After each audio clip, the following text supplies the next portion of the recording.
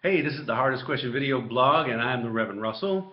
We're back again. Yeah, this Welcome. is Reverend Dr. Mark Stenberg, and it's been a long time. We missed you. Yeah, but we're glad to be back. We were thinking, so that's what we've been doing. Thinking a lot. Thinking a lot. But here we are, and we're going to talk to you about Ordinary 30C. And we're talking about the Gospel. We're in Luke 18:9 through 14. And, we like to read these texts, and then we like to go like, whoa, look at all these really crazy problems in the text that we can explore. But sometimes we read one and we just go like, that's nice. This is kind of that week. I mean, so you have, this arrogant, right, Pharisee. He's praying. And it's kind of funny. I don't know, is it supposed to be funny when he's I like... think so. I think it is, because he's telling God what he does. Yeah. He's like, and thank you that I am not like other people. Right, and I give 10% of my income. As you know, Lord God, I also have a 401k. And I mean, it's like, I don't know, it's a funny thing to be telling God. Yes. It's what we, in your writing class, they would tell you never to use explication like that. Mm. You don't ever have a character go, and as you know, right. my father is the prince of, It is pretty awful. But anyway, it gets to the point, and then you have the tax collector, which is a horrible guy. He works, he's a tool of the empire. Absolutely. Yeah. And he says, "Have mercy on me, a sinner," which is a great prayer, right? The Kyrie. Yeah.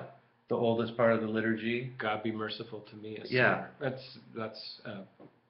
That right there is beautiful. You could talk all about that. Yeah. And then it, ends with like, who went down more justified, right? The tax collector, because Jesus says that the person who exalts themselves will be humbled, and the person who humbles himself will be exalted. I guess if I had one hard question, I would say, what does that mean? What does that mean? What does that mean? And as Luke toying with us, when that is set up with the Magnificat, I think it unravels as Jesus gets closer to the cross. Right, because that's the whole thing. That's the whole promise of the Magnificat. Yeah. Yeah.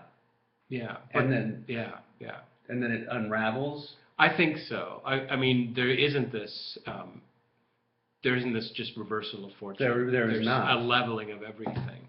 Right. So these sayings to me are teasing us a little bit as Jesus is on his way to the cross. And do you think that this humbling and exalting thing is a reference to the cross? It could be. Jesus is the one that he humbles himself and is exalted. And it is exalted. Yeah. Could be a reference to the cross. Yeah. Could be about what happens in Acts when the church acts very humbly for a while. Right. And they are exalted by God in a sense.